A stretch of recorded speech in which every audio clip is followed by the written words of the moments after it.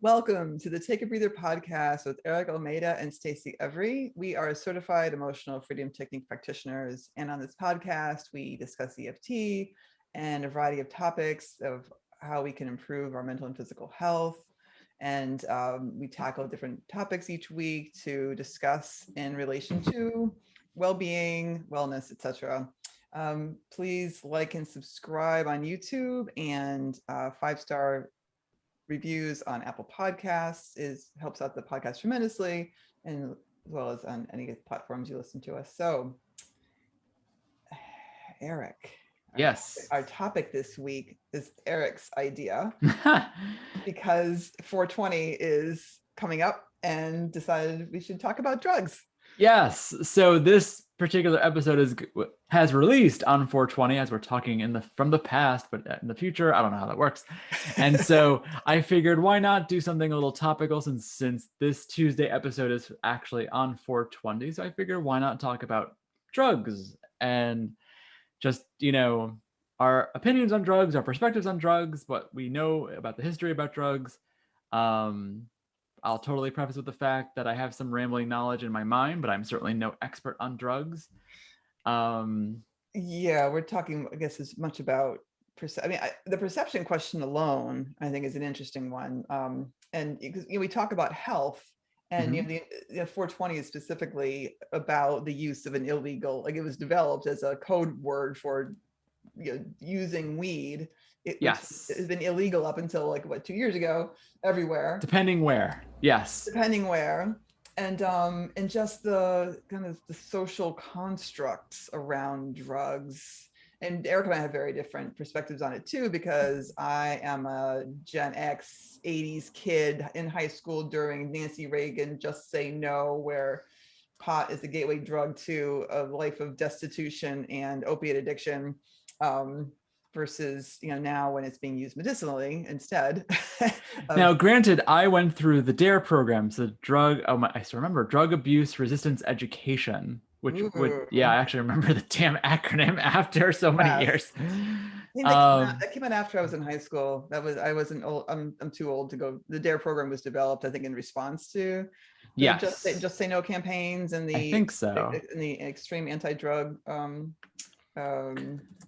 Because I remember going through the DARE program when I was in middle school. Yeah, I'm not sure when. It could be it was around in the 80s, and my school just didn't do it, or I am in fact too old to do it. But yeah, I think we each have fairly different perspectives. I found it never would have occurred to me to do this episode because I realized I could do some tapping around my perception of illegal drugs. Like there was a lot of fear mongering about all illegal drugs, and it didn't matter whether it was cannabis or whether it was heroin. It was all under the same umbrella as far as how dangerous it was, how much it would screw you up if you even tried it, and which makes me laugh now. I think it was since then that the designer drugs like ecstasy and the really kind of crazy PCP, I think, was considered like the pinnacle of horror show drugs that was be discussed in health class. Really, that's what makes me laugh too, is like health class in high school meant drug education. I had a similar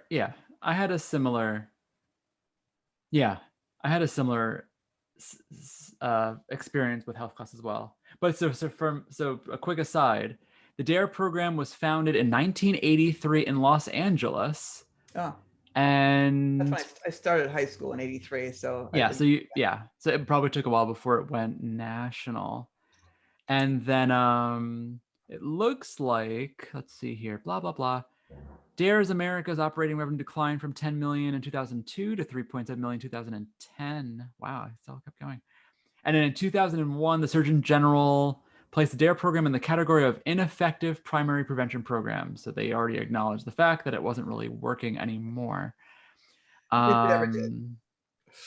No, actually, it didn't actually.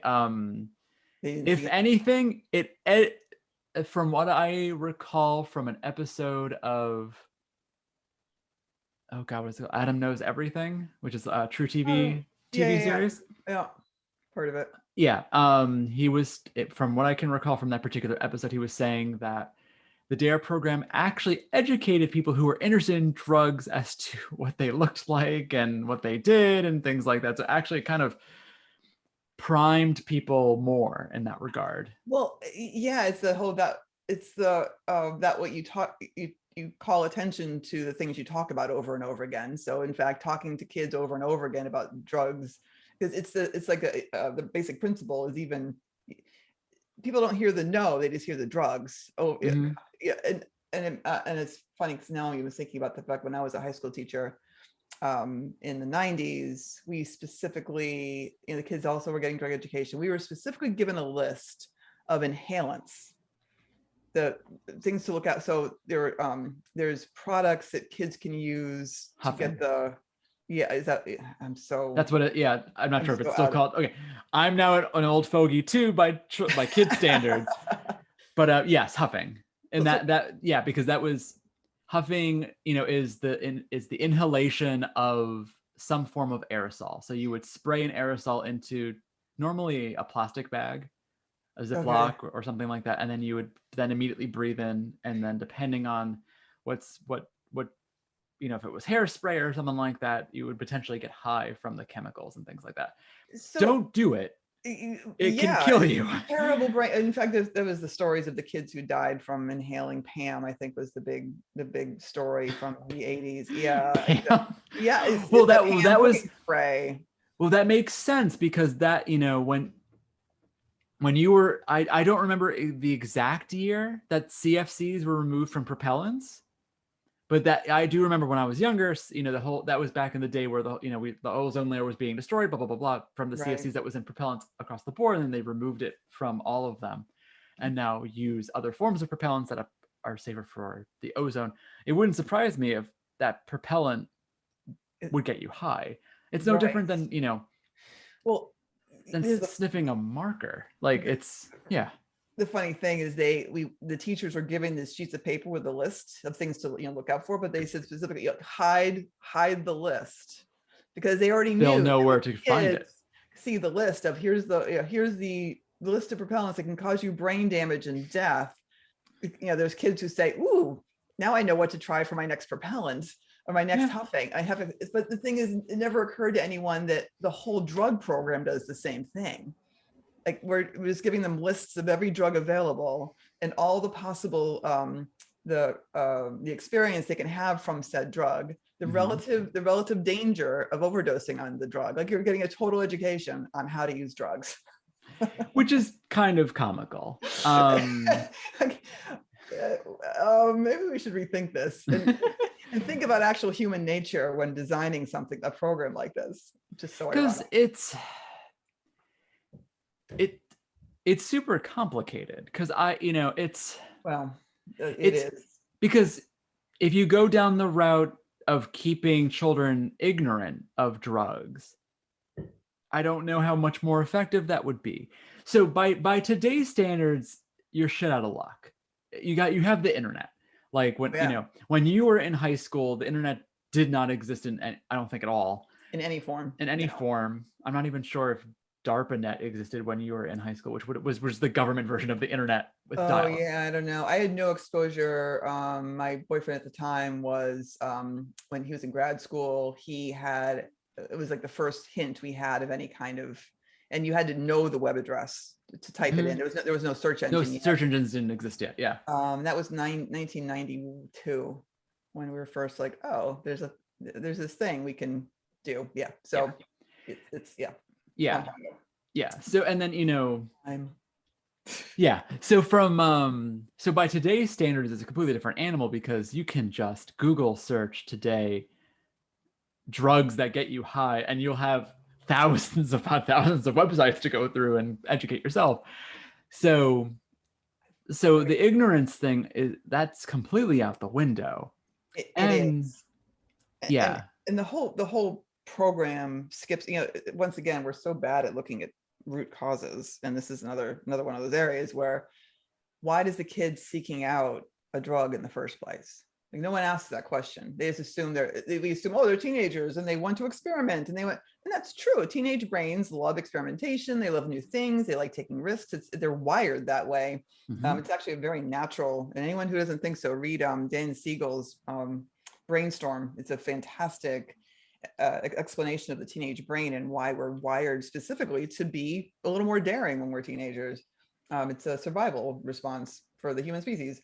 But why are we seeking drugs? Why?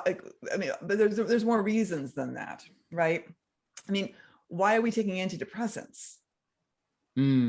Why are we taking heart medication? Why are we taking? So we have this. It's the cognitive dissonance between illegal versus legal drugs, and this perception that all the illegal drugs are bad, awful. Of course, you shouldn't use them every day. Oh my God, that's awful. You're using pot every single day. I'm taking my statin every day. I'm taking my antidepressant every day. I'm taking Ibuprofen, my all of these, and you would never think, and that's supposed to be totally fine. And yet smoking a joint every day is inherently bad. And it is, right? Because in fact, it can be, depending how much you smoke, you actually can, because any long-term use of any drug, no matter what it is, has negative side effects. Any substance that you put into your body, whether or not you call it a drug,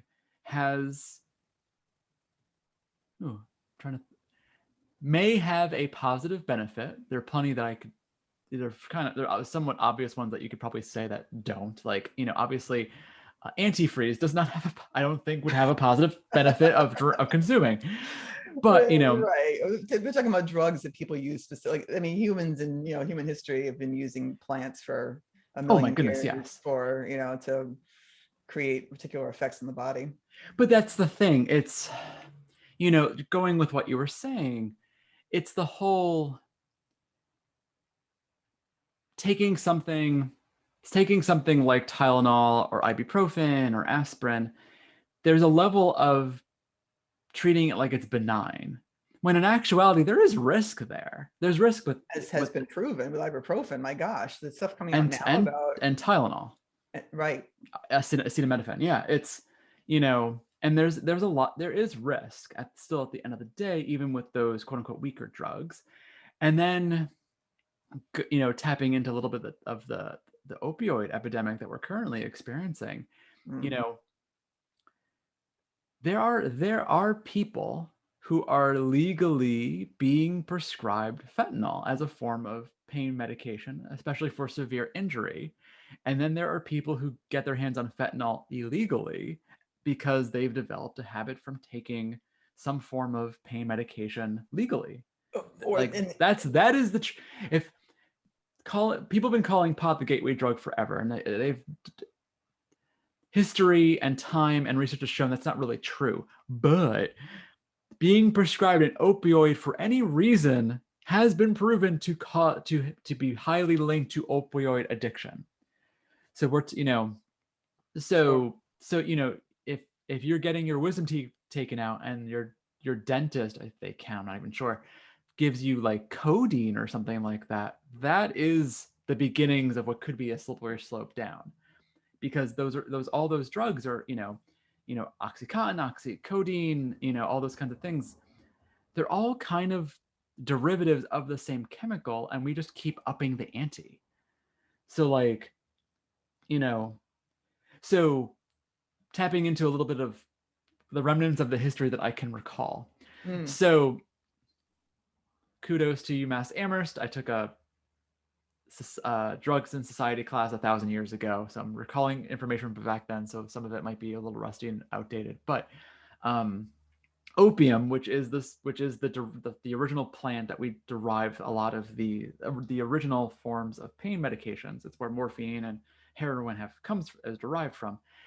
Opium was used as a recreational drug. It was smoked. The original plant was smoked. I think it was by the Chinese and Chinese Americans. And from what I can recall from the class that I took, it was made illegal as a way to discriminate against Chinese immigrants as they because they brought that part of their culture with them to the United States. And so in the end, but the ultimate irony is that in the early days, so this, when I say early days, I'm talking about early 1900s, before the FDA. This is actually the reasoning the FDA was created. There was the snake oil salesman types. There were all of these tonics and things of like, if you have a cough, take, Mary Jane's cough suppressant, blah, blah, blah, blah. And there was all this unregulated medications and tonics from back in the early 1900s. And it was causing lots of problems and complications, people dying and blah, blah, blah, blah. And so the government stepped in and they're kind of like, okay, we need to test, like we should be testing what these things are. And so that the consumer knows what the hell they're taking. And like, I remember seeing this, I don't remember where I remember seeing this, but in one of my history classes, I saw this, like a list of all of these different tonics, all these different names. And they're like, and all of the primary ingredients were morphine, morphine, morphine, morphine, morphine. Because if you got a toothache, morphine works. It If does. if your back hurts, morphine works. If you just had a baby and you're still having terrible cramps from the birth, morphine works. And so back in the day where it wasn't regulated, yeah, throw in a tonic, mix it with something that tastes good and be like, hey, this can help with menstrual cramps. This can help with, with all, just insert random illness here. And so, yeah, so the opium being made illegal there was a component of discriminating against Chinese Americans at the time. Well, can I just discuss Please go. the hypocrisy of the opium wars? Like, holy crap, I had no idea how awful this all is. So Britain, and it was specific, I just looked it up really quick, specifically was exporting illegally to China, exporting opium to China, and China tried to shut it. Yeah. So really? Yes. And the Chinese were trying, and it was causing widespread addiction. And sure. The Chinese tried to get, basically fought against the British and the French as well, I think, to get them to stop importing, bringing opium to China. And they lost. And so they basically, this is bad. We're talking about stuff I'm trying to do research on the fly, but my understanding is that China lost, and they had to accept the imports of opium. Like they basically, So something that became cultural because of the Westerners was then used to discriminate against the people that they themselves had caused in the first place. The ultimate irony. Yeah. Just the hypocrisy is unbelievable. Like, you will take our drugs. Oh, I can't believe you use our drugs. I mean, and that's the thing. Like, that drugs are such crazy stigmas around. This drug is good. This drug is bad. I mean, the 80s, the perfect example was the extreme reaction against crack use in the 80s versus the not extreme reaction against cocaine use. Mm-hmm. Where the wealthy, primarily white population was buying the expensive cocaine, and the poor people of color populations were buying crack. And so it's been used constantly for discrimination, in fact. Absolutely. Do me a quick favor, Stacy, turn the volume down on your speaker a tiny bit. I am starting to hear an echo. Oh, sure thing. But no, you're seems like it. Thank you. But no, you're totally right. I didn't know about I didn't go that far back from what I can recall. So that's so ridiculous. It's like the Western world screwed with a culture, and then the Western world once again screwed with a culture. It's stupid. Yeah. And but no, it is very interesting. And fundamentally, each of us on a personal level needs to decide where we stand in regards to our comfortability of consuming drugs of any kind. So continuing with the hypocrisy train, well, let me do a tiny bit of history once again. There was this massive amount of prohibition in the past, in the early 1900s.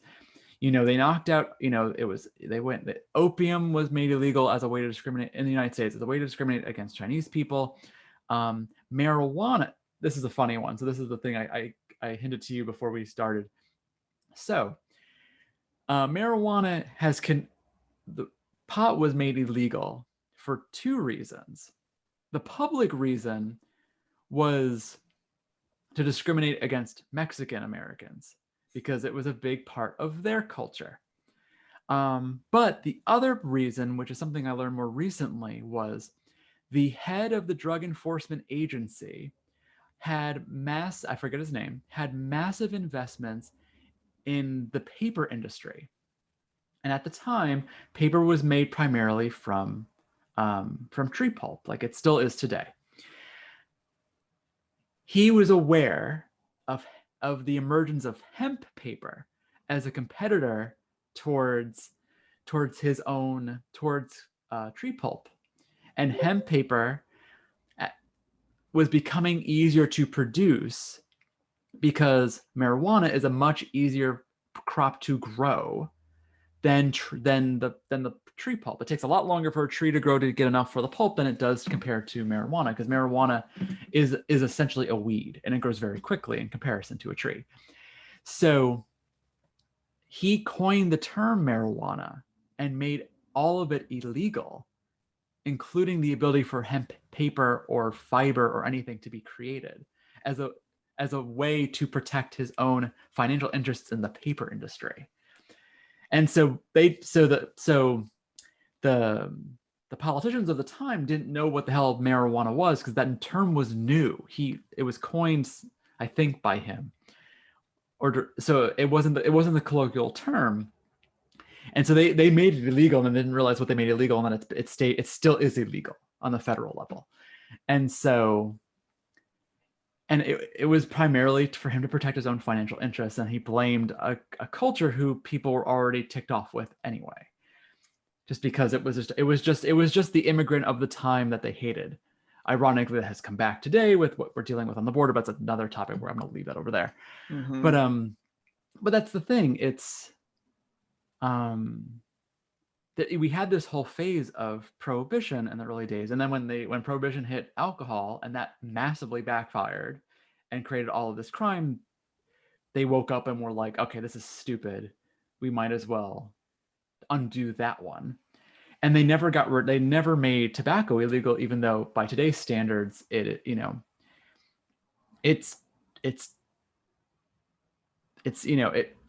you can say that it has a positive benefit to a degree, because you do get a stimulating effect from the nicotine, in that regard. So I don't feel comfortable saying that there is no benefit of tobacco in any way at all.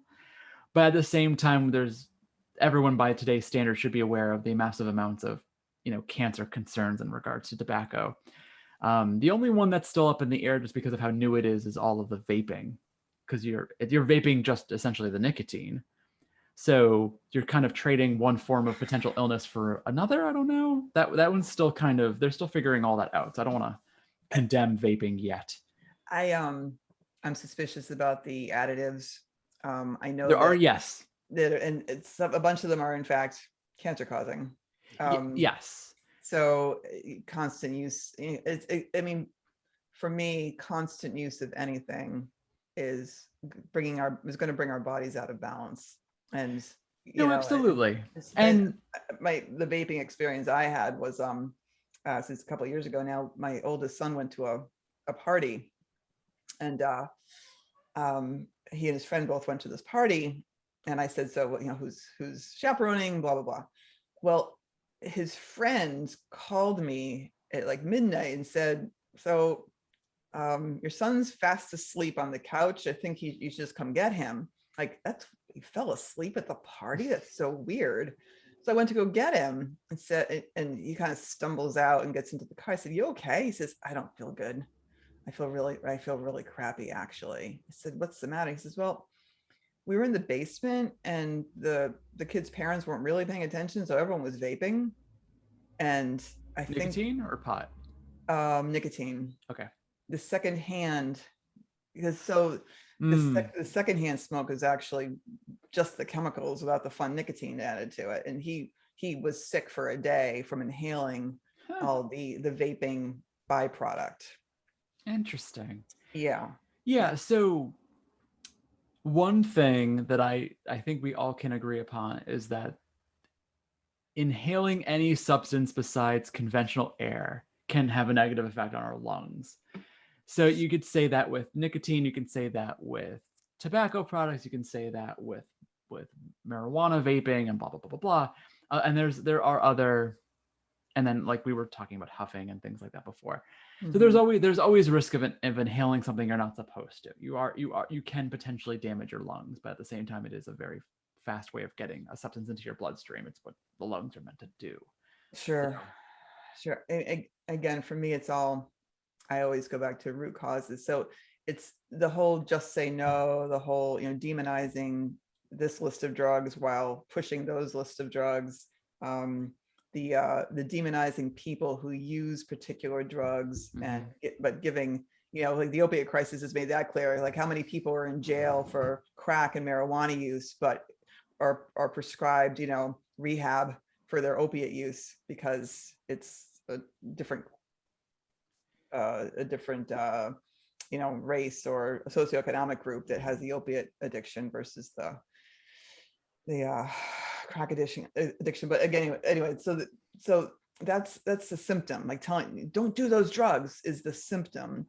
The root is, why are people feeling the need to use drugs on a daily basis? And it all, there's so much of our behavior, especially, so we don't give ourselves enough credit for how stressful the world is in general, how much pressure we're under all of the time. And so we look for ways to self-soothe all the time. sure. Right. And if we're of a certain type of person or live in a certain community or whatever, then we may turn to eating or gambling or sex or any number of addictions, but they're not different. Like saying alcohol addiction, various drug addictions, cigarette addiction, eating addiction, sex addiction. Addiction is the key piece here, and it's just about choosing your medicine.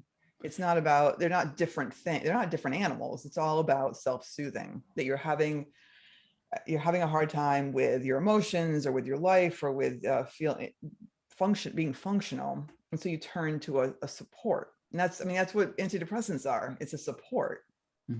But we've got this idea in our heads that, you've turned to, you've turned to smoking pot every single day. There's, the person using pot every single day is maybe not so much anymore because it's become so normalized in the last couple of years, but the person using, what else can I point to that's a drug people think is bad, but anyway, you're using that illegal drug every day, and that's bad, and you're a bad person, and you have no willpower, and but your psychiatrist prescribed, Zoloft, and and you're taking that every single day to manage your life. How is that different? Really? No, you're totally right. But one person gets the insurance company is paying for their drug, but I mean, although to be fair, mental health is still such a sensitive topic. There's still a lot of discrimination and I think just general shame around we did the tapping on asking for help today. Yep. And needing help with our, needing help emotionally is a source of shame for a lot of us still, at least in this country, in the United States. And so even taking Zoloft or any other antidepressant is still often for people a source of shame. Certainly. But it's still, at least it's considered better than becoming an addict, taking smoking pot every day or becoming an alcoholic. No, for sure. And a big component of it too is, and you're touching on it. You're touching on it is the philosophy behind the ingestion, because if someone, So let's go with a daily use kind of thing to give another example where most people probably wouldn't bat an eye. If someone every night had a glass of wine, no one would no one would even notice, because it's, who cares? And for some people, smoking a joint or taking an edible, with marijuana, that could be their version of the glass of wine, where just enough to take the edge off, just enough to kind of have a nice little soft pillow to end the day with and things like that. And, yeah, I think that's why alcoholism goes untreated for so long for so many people, is because it's just alcohol. I mean, it's so normalized to drink mhm. a lot of alcohol, or even small. I mean, I think I should say that there's you can be having at least quite a few drinks every day before anyone bats an eye about how much alcohol you're consuming. No, absolutely. And the other interesting thing too, and that's what makes the drug discussion so complicated, is like, is it a problem based upon quantity, or is it a problem based upon it actually being disruptive? And so, I think that is how they define, like, I've actually done some reading about that. They do define addiction as you can be having 2 glasses of wine a day and and consider yourself an alcoholic because you are using the wine. You feel you need the wine in order to function, to go to sleep, to be able to manage your life, to be able to go to work the next day, whatever it is. As long as it's in your brain that I need this, then that's addiction, right? And so we're addicted to Zoloft too. We're addicted to any of the antidepressants. It's I need this. That's psychological addiction. yeah. And that turns into physical addiction for a lot of them too. Yeah, and a big component as well is, is it interfering with the functionality, negatively interfering with the functionality of a person's life? Because I'm sure there are people who need to take something like Percocet every day because of some kind of chronic pain issue. And they would be, by definition, biologically addicted to Percocet. But if it makes them function, and as long as they're not, they're careful in regards to like driving a car and things like that, but they're functional, it's kind of like you get into that philosophical debate of, is it a problem? It's what makes it so complicated, but also makes the law so stupid sometimes. Well, and it's all the shame. Like I realize I'm saying things as if I think, oh, and you're addicted if you're taking Zoloft and you're addicted, and I'm using because the word addicted has such a severe negative connotation and shame associated with it. But I'm addicted to coffee. I'm addicted to coffee, and people will laugh at me like because it's just coffee, but it's an addiction. And again, I don't believe I don't have shame around it though, because I know why I use the coffee as a way to support myself. Like I know it. I could look at my life and I look at the things happening and I think of, the stuff I have to take care of by myself, the stresses I have going on, and say, I'm doing all these things. I am choosing to drink coffee every day as a way to support myself.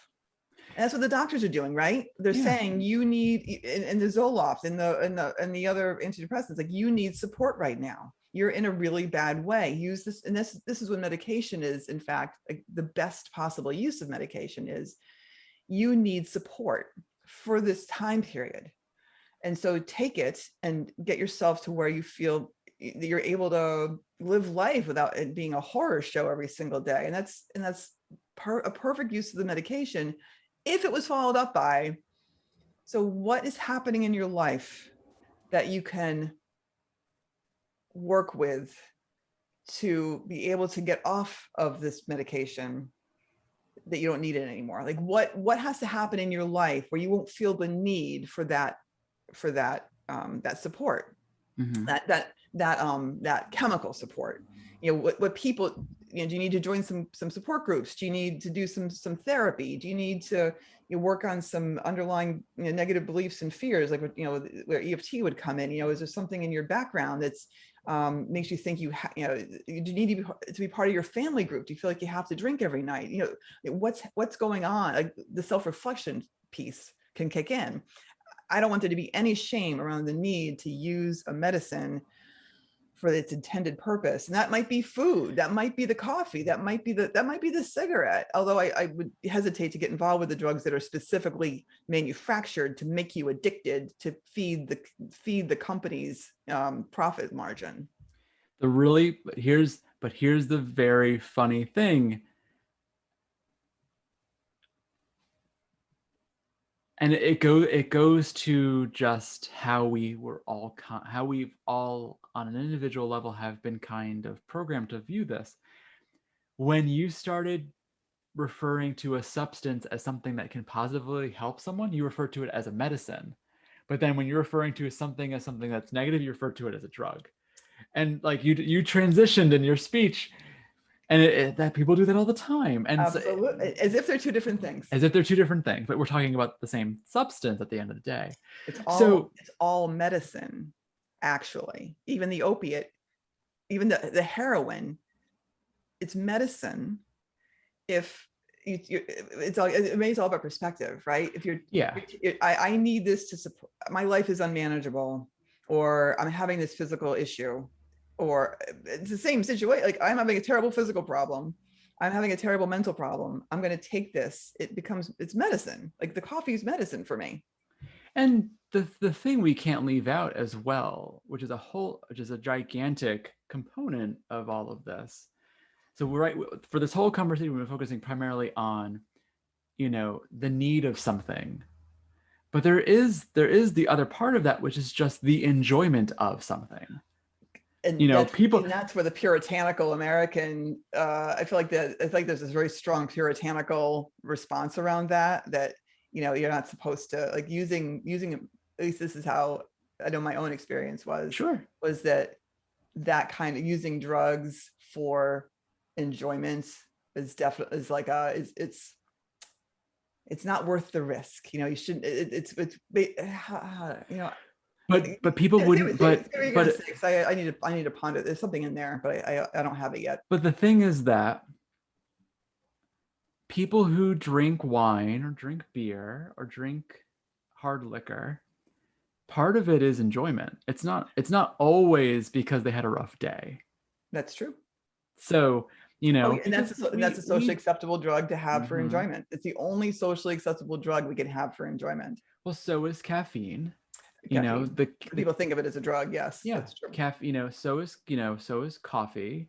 It's there's a reason why Starbucks and Dunkin' Donuts and are multi-million-dollar companies. It's, people do enjoy the kick of the caffeine. They enjoy the ritual behind the coffee. They enjoy the taste.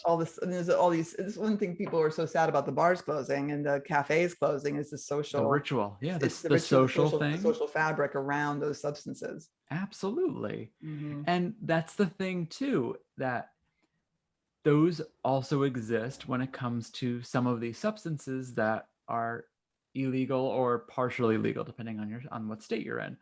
Marijuana, pot has that same thing.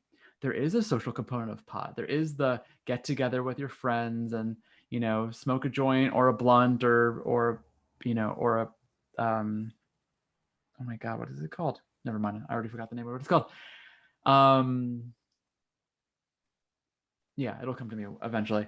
And just hang out together and throw on some stupid movie and just laugh and giggle with each other. Like, that's part of it too, And you can even say that there is a similar kind of thing, even with some of the more quote unquote harsher drugs, like people, there is a collectiveness when it comes to like heroin use. There is in a very weird way, there is a community around heroin use. You get together and then you shoot up and then you pass out and you're with other people. Sometimes you do it alone too, just like you could drink alone or have coffee alone and things like that. So like there's all of that there with most of the substances. Like even one of the ones we haven't even touched on yet would be the psychedelics. And that has its own rituals behind it and, connections, connections to, being able to connect to a higher power or just be more open and touchy-feely with other people and that kind of stuff, like really opening up your third eye or whatever, all the psychedelic experience and things like that. Like there is that as well. And it's, it is so comical when you look at some of these substances and the legal perspective on them. So like pot is still considered a class 1 substance on the federal level, meaning it has class 1 substance, if I recall, means it has no medicinal use of any kind, which we all know. Yeah, eyebrow raised. That's what makes a class 1 substance a class 1 substance. It literally means never take this for any reason ever. And I believe psychedelics are also considered a class 1, meaning they have no benefit at all. Research has shown for both of those that's not true. There's so much research nowadays because of the legality, quote unquote, of pot in the United States and certain states, even though it's in that weird detente with the federal government. But even psychedelics are starting to be researched once again. And certain research was stopped back in the late 60s, early 70s, showing like how beneficial psychedelics can be for fear around end of life. That they've given psilocybin, which is magic mushrooms, to people when they were dying, and after having guided guided with a professional, blah blah blah blah, and those patients have come out of those experiences saying, I'm not as scared to die anymore. Like it's there's a lot there, in the same way that pain medications like morphine or heroin or fentanyl, they do have medicinal uses, but you just have to be it's balance. In the last podcast we've done, balance was a big part of the conversation. It's balance. It's same thing with you could take too much caffeine and die. You basically give yourself a heart attack, which makes caffeine pills so dangerous compared to coffee. You have to drink a lot of coffee to get that much caffeine in your system, or be very sensitive to it. But caffeine pills, it's a different game. And that's one of the interesting things with pot, is that it's not, I guess you could say the edibles are doing something similar, where there's like well, yes and no. I'm sorry, I'm bouncing around a little bit right now, but like a big thing that's made some of the substances that are being used so dangerous is the content, like taking it from the source plant most of the time, and then the severe concentration of it on a pharmaceutical level. I was going to say that's we talk about using heroin as a medicine, but it sounds like there's opiates you can use them once and you're physically addicted, and it's so catastrophically strong that in fact the risk is so high for using any of that stuff.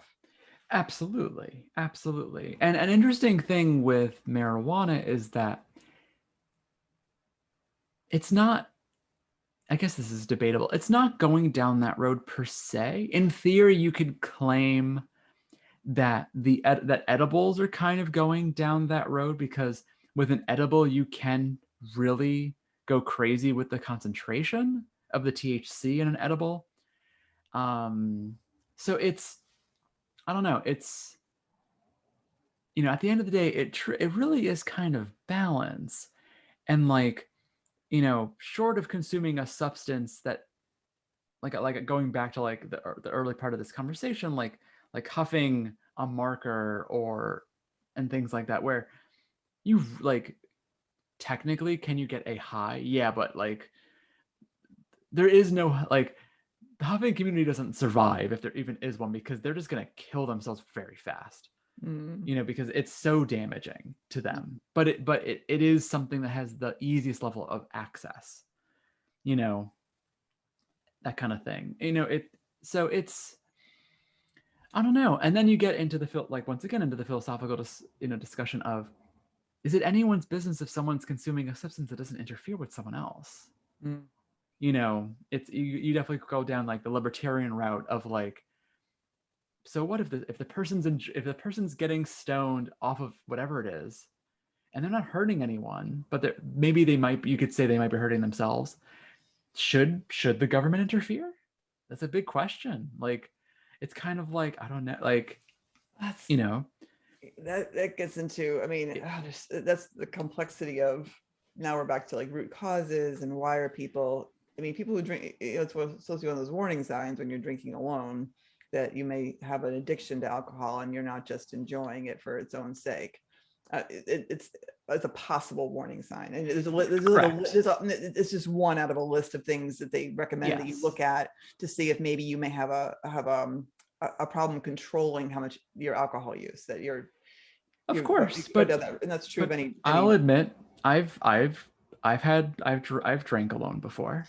I've had pot alone before. It's why it's just one of a series of questions, and there's and I think the desire to simplify, all drugs are bad, get rid of all of them, and we have this whole, we have then we can talk about feeding the prison complex, the prison industrial complex with drug abuse and all that horror show that has been happening in our history. But it does come down to, like, what's our responsibility to each other? I mean, I mentioned him before, Dr. Gabor Mate. He's a psychologist. He's big on researching around trauma and addiction. And you said, I'm going to go back up a bit in your conversation. We were talking about drug use specifically as community, as connected, and that the opposite of, and he says the opposite of addiction is connection. That what we're often, not the opposite of, a piece of addiction is connection, the desire to connect to yourself and your body, connect to the people in your peer group who are all doing the drug with you. But that, and a piece of our, I'll have to look up to get the details of this exactly, but a piece of what we're searching for with the substance is to connect in some way.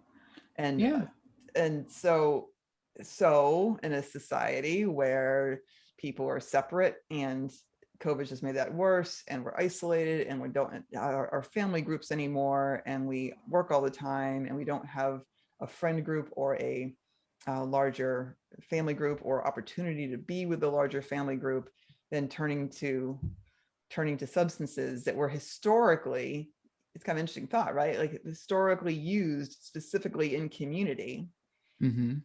That, like the nicotine, that was used, that was a communal bonding experience for the native folks of this country, and something you just did once in a while is a cool community experience. The same thing with the other things that you mentioned. So it's just interesting that we are craving for connection that we can't get. We'll use the substance instead to feel. No, absolutely. It's get those feelings back. No, absolutely. It's what, once again, having that level of insight with yourself is super important when it comes to the consumption of a substance. So, if you are consuming a substance, and I'm using the word substance specifically to be very vague. If you're using a substance as a way, if you're using a substance as a coping mechanism, as a way to, I don't want to deal with X, so I'm going to take Y, so I don't have to deal with it anymore. Ideally, you should try to work on solving the thing you're trying to suppress, so that you can then use said substance without it being tethered. Because that's where it can turn into a problem. And that could be, once again, that could be alcohol, that could be opiates, that could be food, that could be caffeine, that could be anything. And so, because at the end of the day, like,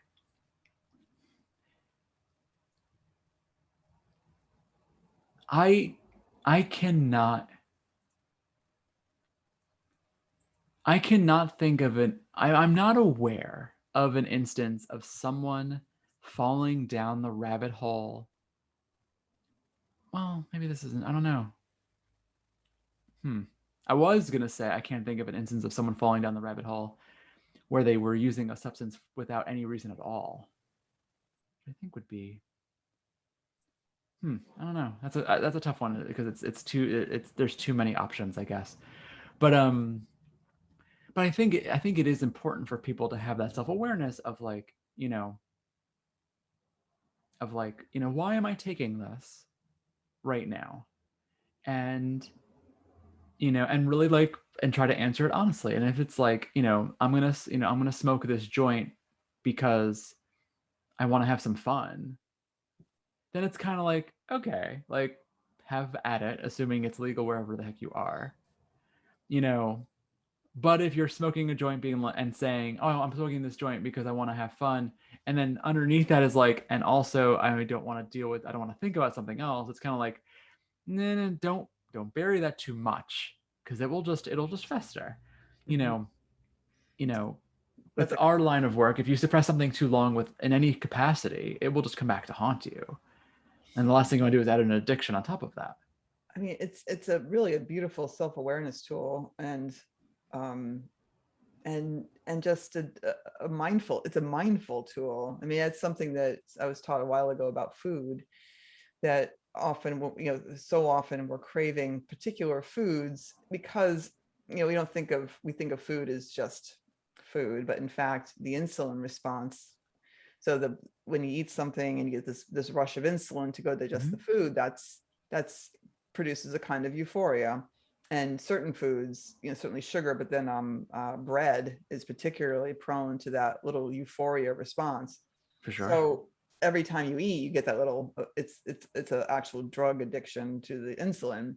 So the question is, when you, but when you eat when you eat with the craving, you're not actually hungry. That's the question to ask. Like, right now, I think I want to eat this cupcake, or I want to eat this candy bar. I want to have that cup of coffee. Like, what do I really want?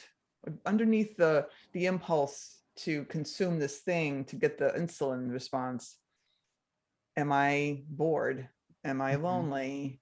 Am I tired? Am I angry? Am I frustrated? Am I, just needing to comfort myself? Like, I want comfort. And then, and you can still, still eat the food, but be aware that maybe other ways to get what you need that will actually be more long lasting than the food that you're eating. No, absolutely. That, And that's that, gonna, that's gonna be true of anything. Whether you like, I want to eat this edible. I want to have a drink of wine.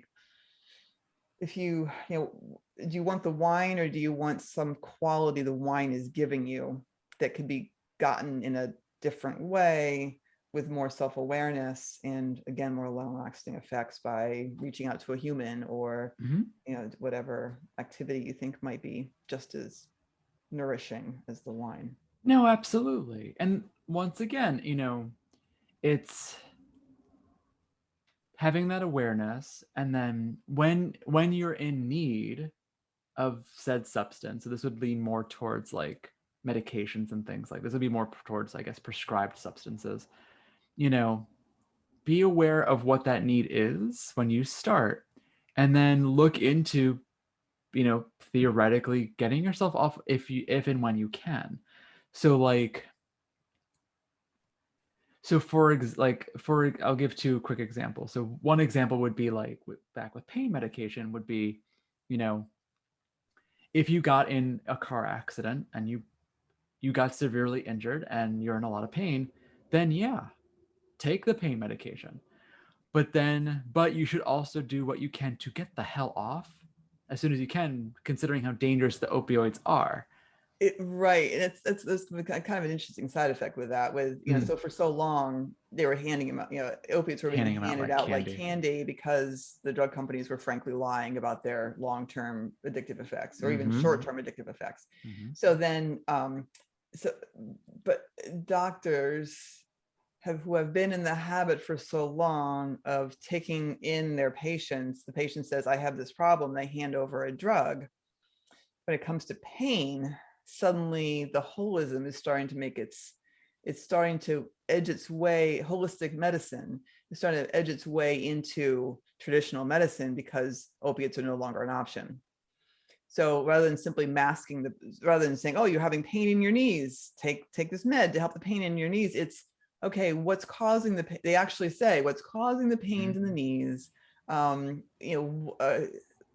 to a chiropractor, go to a massage therapist, go to even acupuncture for some doctors. They're actually go to a Physical physical therapy. therapist before we even talk about here's a very short-term prescription for a non-addictive pain med, and let's look at the root causes.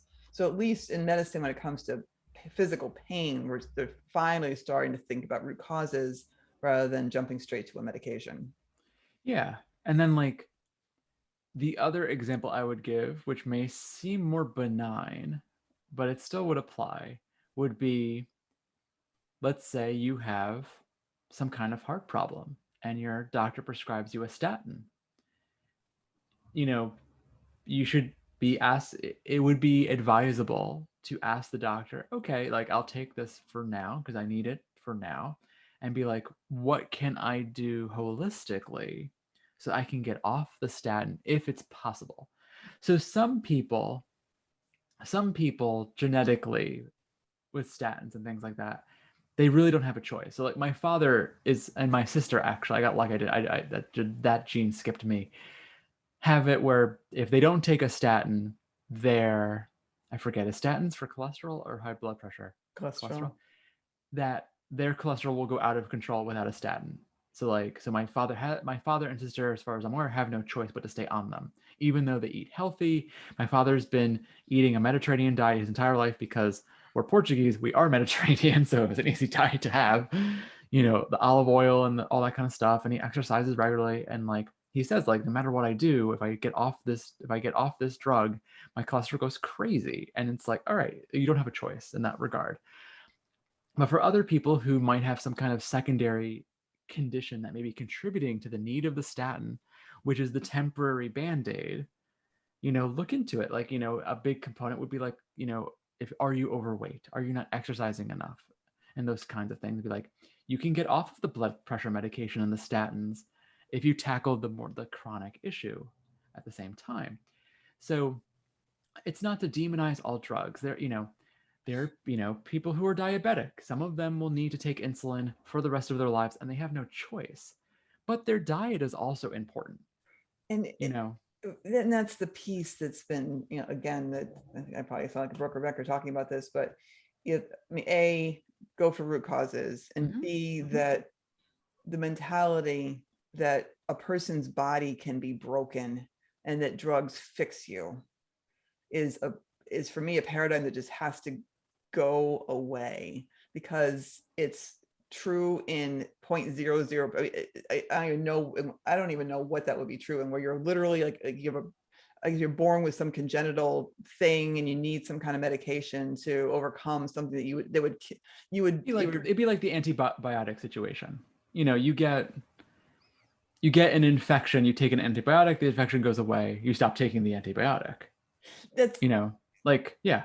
Yes, that's right. That's the kind of drugs in that respect, medications in that respect, yes, versus the now completely debunked chemical imbalance idea about the human brain, that you can be born with a chemical imbalance and that's why you're depressed and you need a medication the rest of your life to overcome the chemical imbalance. Like that's just wrong. It's just debunked. It's not true.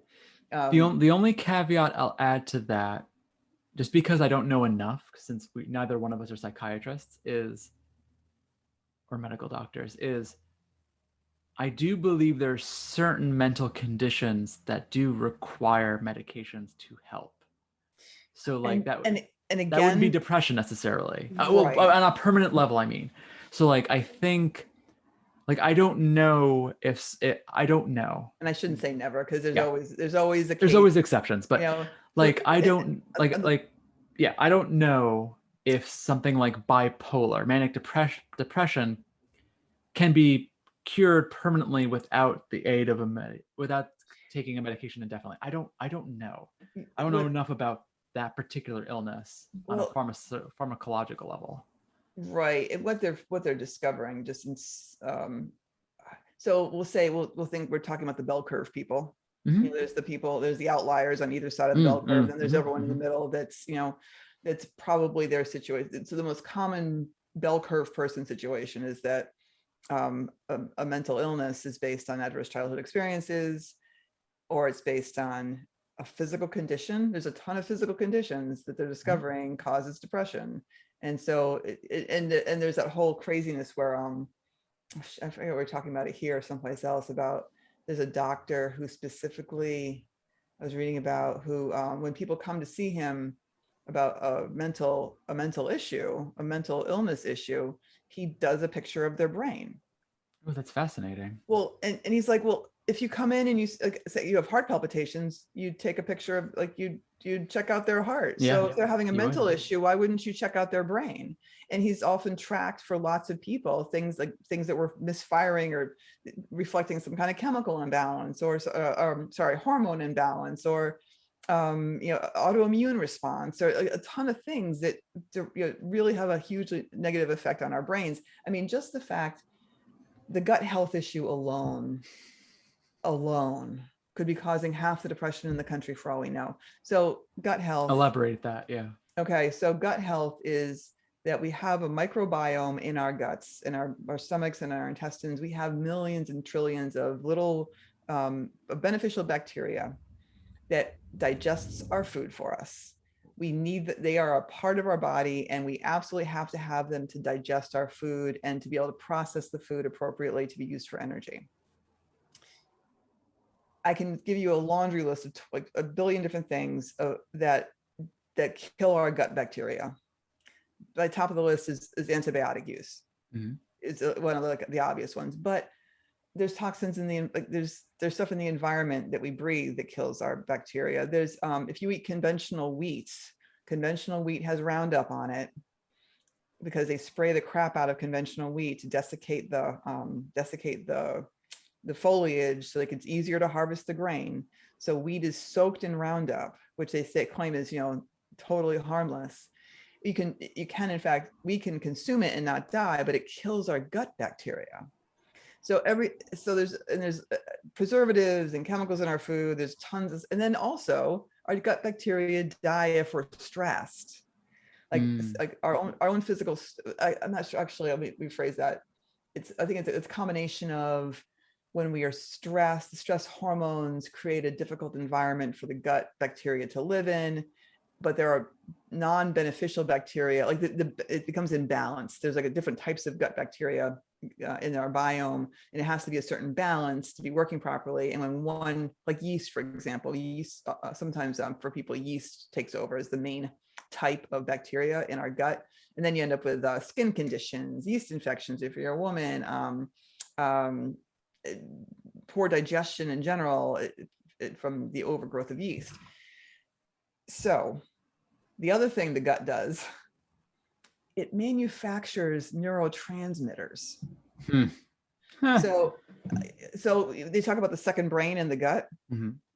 It's literally a second brain in our gut, where it's like there's a ton of tons of nerve endings and a little bundle of nerves, so we literally have wisdom in our guts, like we have a gut feeling. There's an actual clump of nervous system that's in fact responding to our environment, and with the help of the gut bacteria produces serotonin and dopamine and the other emotion, or the other neurotransmitters that inspire us to feel happy and content.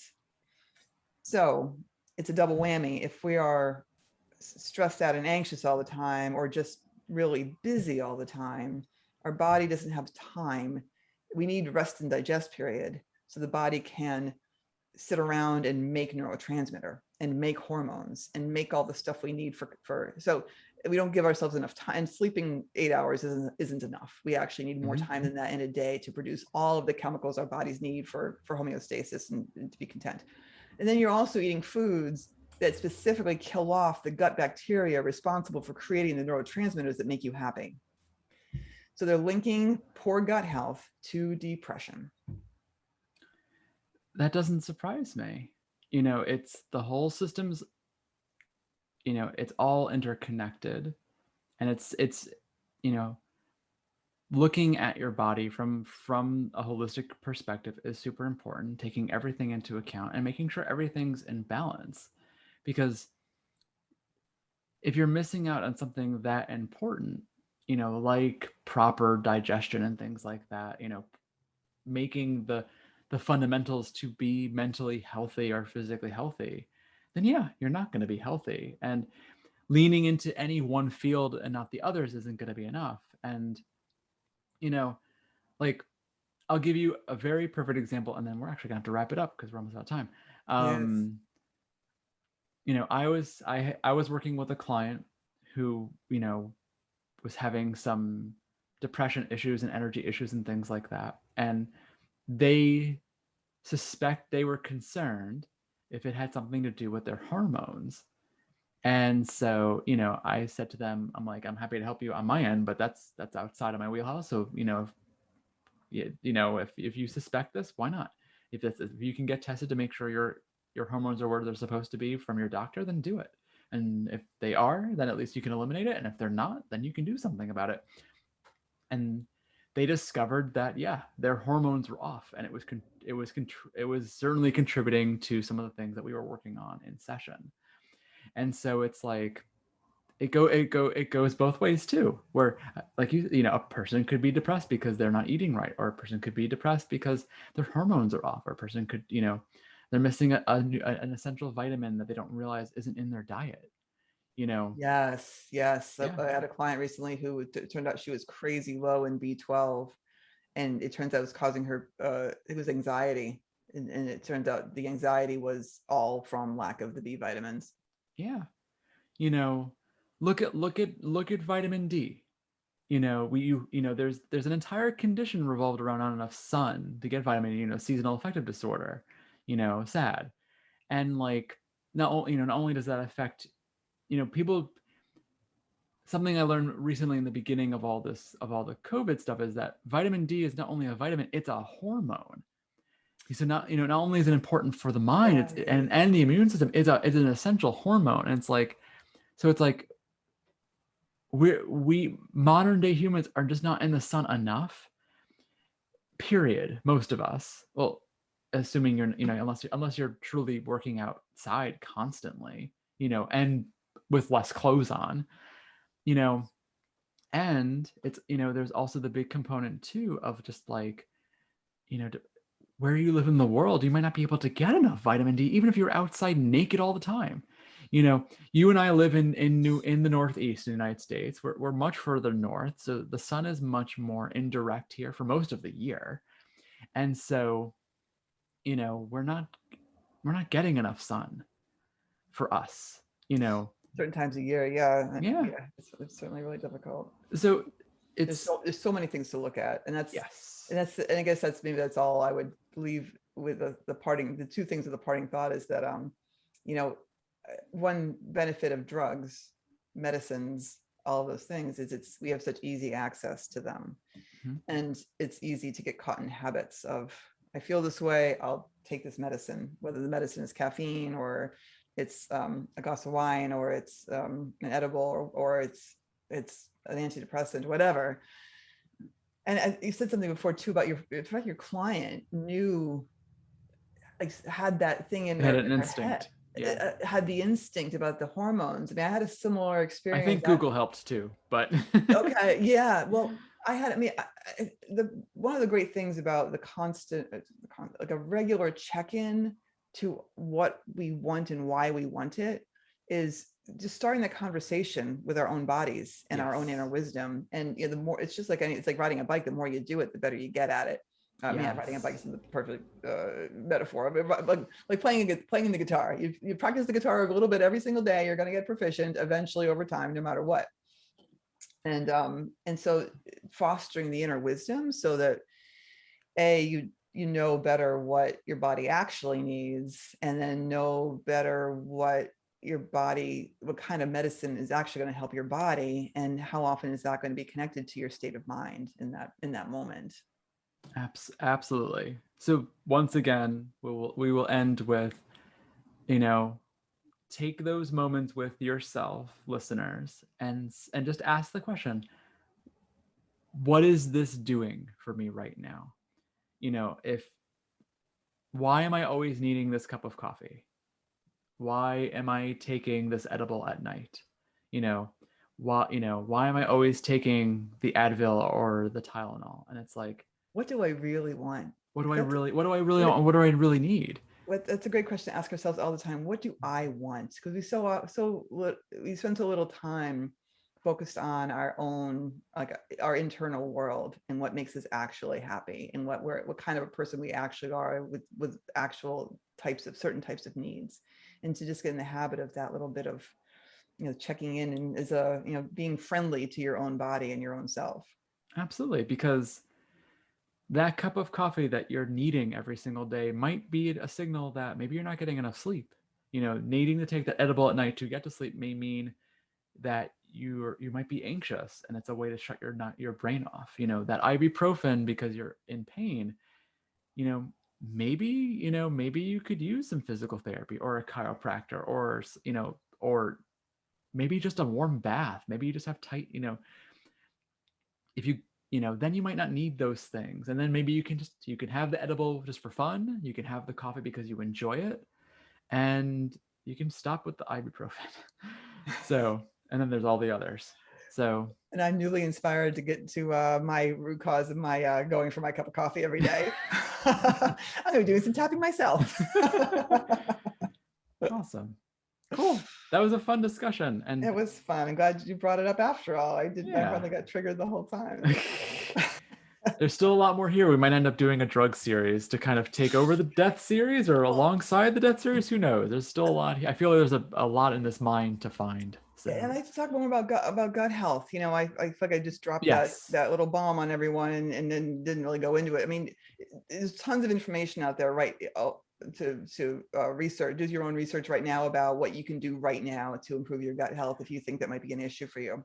We should interview someone who specializes in that. I think that'd be massively fascinating. Oh, well, that's a good idea. Yes, naturopaths are really good at that stuff. So good to know. People are looking for a holistic medicine. A naturopathic doctor is a great resource for gut health. Just saying. Awesome. Well, thank you so much, listeners. We appreciate you joining us for this particular conversation, and we'll see you next time. Bye.